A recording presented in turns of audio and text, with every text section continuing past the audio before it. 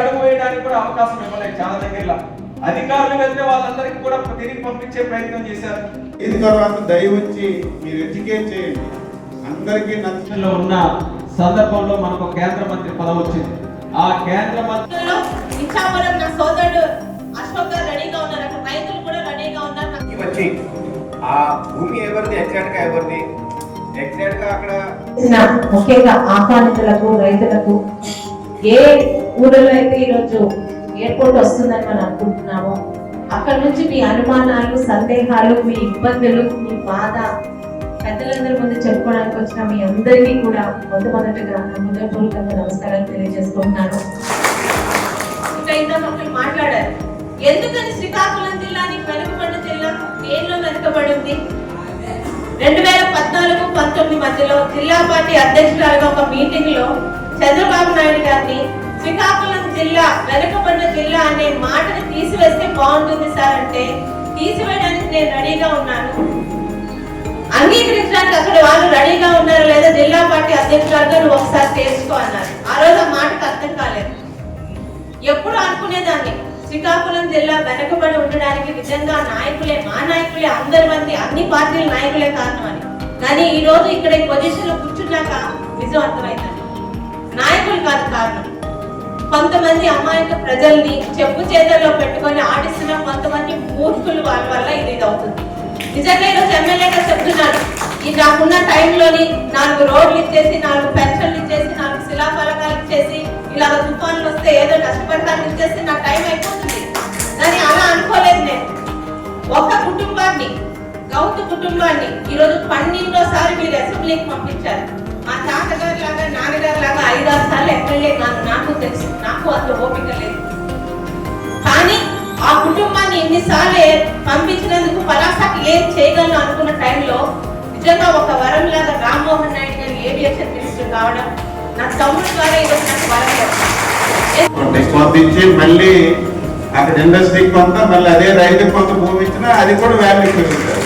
అంటే 2-3 రకాల ఆలోచిస్తుంది. ఇవన్నీ చెయ్యాలంటే ముందు సర్వే అయ్యి ఏమవుతుందో తెలిస్తే ఒక్కో దాని మీద ముందుకెళ్ళడానికి అవుతుంది. నేను చెప్పిన 100% కరెక్ట్. భయం ఉంటుంది. భూమి పోవడం అంటే నేను మైక్ పట్టుకుని ఈజీ చెప్తాను, భూమి పోవడం అంటే కష్టమే. దీనికి కావాలని అడ్డు పెట్టడం చాలా మంది ఉంటారు. నీవు ఎలాగ ఇప్పుడు నీకు అనేది ఇప్పుడు ఎకరా భూమి ఉంది, ఎకరా భూమికి ఎంత డబ్బులు వస్తాయి, దీనికంటే ఇంక రెట్టింపు ఉత్సాహంగా ఉండడానికి మేము ప్లాన్ చేస్తున్నాం. మీరు చెప్పింది కరెక్టే. 1200 ఎకరాలకు తగ్గిస్తారు. ఒకే ఒక 600 ఎకరాలు ఎయిర్పోర్ట్ పెడతాం, ఒక 200 ఎకరాలు ఇండస్ట్రీ పెడతాం, మిగతా 300 ఎకరాలు రైతులకి ఇస్తే ఉంటుంది. అది ప్లాన్ చేస్తాం. దానివల్ల వాల్యూ పెరుగుతుంది కదా. కాబట్టి 2-3 రకాలుగా ఆలోచిస్తాం. ముందు మీరు ఏంటంటే మేము పాజిటివ్గా ఉన్నాం. మేము వీళ్ళందరూ ఈ రోజు ఇక్కడ ఉంటారు, రేపు వెళ్ళిపోతారు ఆఫీసులు. జీవితాంతం మీతో మేము ఉండాలి. మేము మీకు అన్యాయం చేసి వెళ్ళిపోయేవాళ్ళం కాదు. అది మీరు గుర్తుపెట్టుకోవాలి. భారీ మెజారిటీతో కూటమి ప్రభుత్వాన్ని మనం ఏర్పాటు చేసుకున్నాం. ఏర్పాటు చేసిన తర్వాత ఢిల్లీ స్థాయిలో కూడా ఎన్డీఏ ప్రభుత్వంలో తెలుగుదేశం పార్టీ ఒక కీలకమైనటువంటి పొజిషన్ లో ఉన్న సందర్భంలో మనకు కేంద్ర మంత్రి పదవి వచ్చింది. ఆ కేంద్ర మంత్రి పదవి చంద్రబాబు నాయుడు గారు మరొక ఆలోచన లేకుండా శ్రీకాకుళం పార్లమెంట్ సభ్యుడిగా గెలిచినటువంటి నాకు ఇస్తే ఆ రోజు కేవలం ఆనందపడింది నేను ఒక్కడనో, నా కుటుంబమో కాదు, యావత్ శ్రీకాకుళం జిల్లా అంతా కూడా నా బిడ్డ వచ్చిందనే ఆనందం మీరు అందరూ కూడా వ్యక్తపరిచారు. అటువంటిది ఈ రోజు నేను ఈ స్థానంలో ఉన్నానంటే దానికి కారణం మన శ్రీకాకుళం జిల్లా ప్రజలు. అది గుర్తుపెట్టుకొని కేంద్ర మంత్రి పదవిలో నేను కూర్చున్న తర్వాత, సివిల్ ఏవియేషన్ మినిస్టర్ గా నేను ప్రమాణ స్వీకారం చేసిన తర్వాత ఆ రోజే ఒక నిర్ణయం తీసుకున్నాను. ఎట్టి పరిస్థితుల్లో మన శ్రీకాకుళం జిల్లాలో 10 కాలాల పాటు నిల్చుండిపోయే విధంగా ఒక ఎయిర్పోర్ట్ నిర్మించాలని ఆ రోజు ఒక నిర్ణయం తీసుకుని ముఖ్యమంత్రిగా చంద్రబాబు నాయుడు గారి దగ్గరికి వెళ్ళాను. వెళ్ళిన తర్వాత చంద్రబాబు నాయుడు గారు రాష్ట్రం మొత్తం మీద ఉన్నటువంటి ఒక ప్లాన్ చెప్పారు.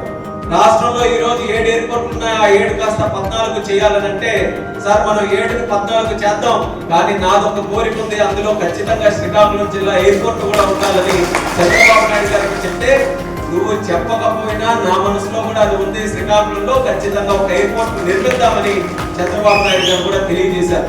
చంద్రబాబు నాయుడు గారి తాలూకు ఆలోచన ఎలా ఉండిందంటే, మన శ్రీకాకుళం జిల్లాలో మూలపేట పోర్ట్ వస్తుంది.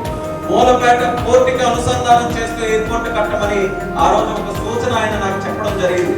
అది చెప్పిన వెంటనే అచ్చెన్నాయుడు గారితో మేమిద్దరం కూడా మాట్లాడాం.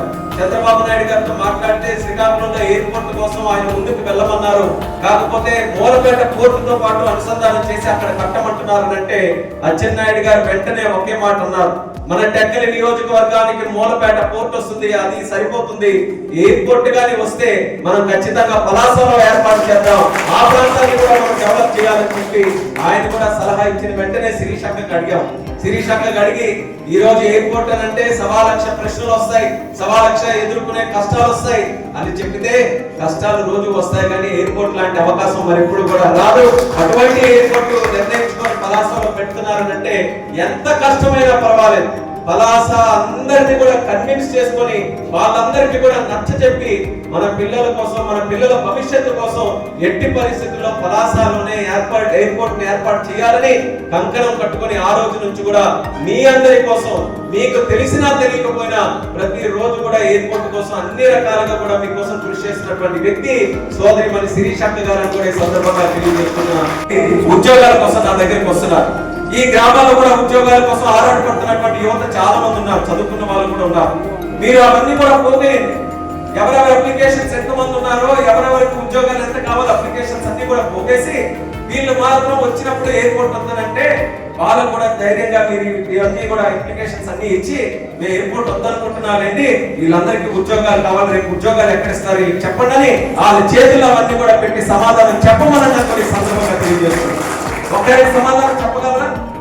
వాళ్ళకి ఎంతసేపు కూడా కావాల్సింది రిపోర్ట్ రాకుండా చేయడానికి ఏదో ఒకటి చేస్తున్నారు తప్ప వాస్తవం ఏంటి?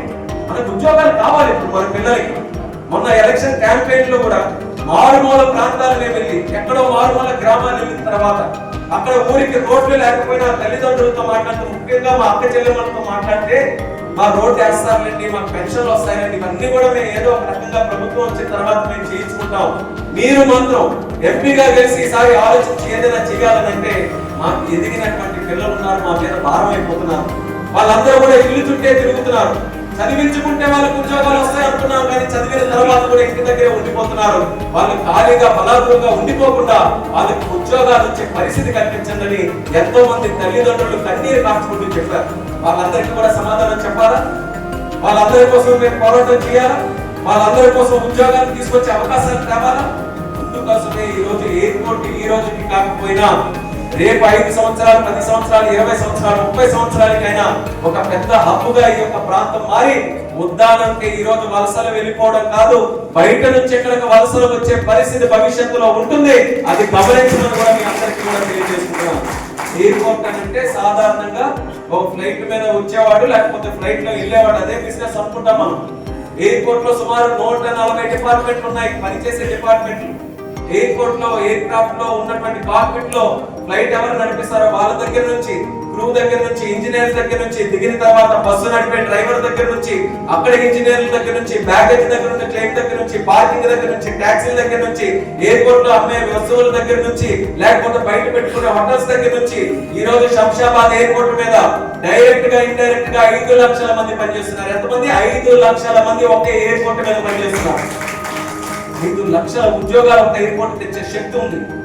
కేవలం ఎయిర్పోర్ట్ అంటే ఎయిర్ క్రాఫ్ట్ లో 100 మందో 1000 మందో వెళ్ళే ప్రయాణికులే కాదు, ఆ ఇండస్ట్రీ వల్ల, ఆ ఎయిర్పోర్ట్ వల్ల చాలా ఇండస్ట్రీస్ కూడా అక్కడ వచ్చే పరిస్థితి ఉంటుంది. అందుకోసమే ఎయిర్పోర్ట్ తో పాటు కొంత భూమిని పక్కన పెడుతున్నాం. మిగిలిన ఇండస్ట్రీస్ కూడా ఎవరైతే ఎయిర్పోర్ట్ కాకుండా ఉండాలని అనుకుంటారో అటువంటి ఇండస్ట్రీస్ కూడా వస్తే మళ్ళీ ఆ బెనిఫిట్ కూడా మన ప్రాంతానికి, మన పిల్లలకి, అందరికీ కూడా వస్తుంది. వాళ్ళు కూడా ఉద్యోగాలు వచ్చే పరిస్థితి వస్తుంది. ఇక్కడ పక్కనే భోగాపురంలో ఎయిర్పోర్ట్ నిర్మిస్తున్నాం. భోగాపురం ఎయిర్పోర్ట్ నిర్మిస్తుంటే పక్కన ఎవరైనా వెళ్ళి భూమి కొనడానికి ప్రయత్నం చేయండి. కోట్లు పెట్టినా పనిలేని పరిస్థితి ఈ రోజు ఉంది. ఏం మారింది అక్కడ? అదే భూమిలో అక్కడే కొబ్బరి చెట్లు ఉండేవి. అదే ఎయిర్పోర్ట్ అనక ముందు అందరూ కూడా విచ్చలవిడిగా అమ్ముకునేవారు. ఈ ప్రాంతానికి ఎప్పుడు ఏమవుతుందని ఒక్కసారి ఎయిర్పోర్ట్ అనౌన్స్ అయిన తర్వాత ఈ రోజు 20-30 రెట్లు ఆ భూమితో నిర్ణయించినట్టుగా ఏదో ఇక్కడే పెట్టేయాలి అక్కడే పెట్టేయాలంటే కుదరదు. ఒక ఫ్లైట్ దిగాలన్నా, ఒక ఎయిర్పోర్ట్ నిర్మించాలన్నా దానికి 1,00,000 స్టడీస్ చేయాలి. అన్ని స్టడీస్ చేసిన తర్వాత వెదర్ చూసి వాతావరణం చూసుకొని, గాలి తాలూకా పరిస్థితి చూసుకొని, అక్కడ ఉన్న భూమి తాలూకా పరిస్థితి, సాయిల్ అన్ని కూడా చూసుకొని అన్ని అనుకూలంగా ఉంటేనే ఎక్కడైనా ఒక ఎయిర్పోర్ట్ పెట్టడానికి అవకాశం ఉంటుంది.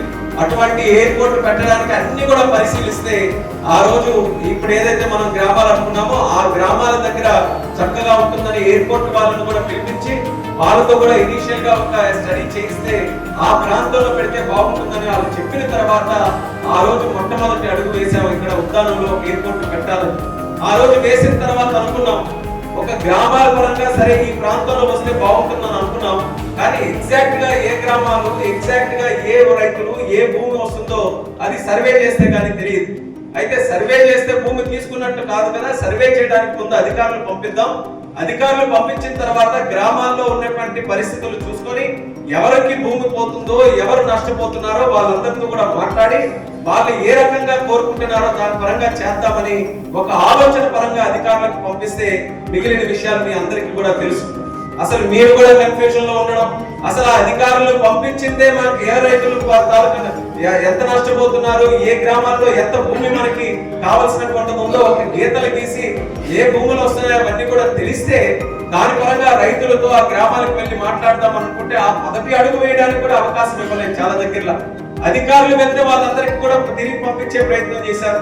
భూమి ఎక్కడికైనా ఎవరైనా జేబులో పెట్టుకొని తీసుకెళ్లే పరిస్థితి ఉంటుందా మీరే చెప్పండి. భూమి అక్కడ ఉన్నది మీ భూమి, మీ హక్కుతో ఉన్నటువంటి భూమి.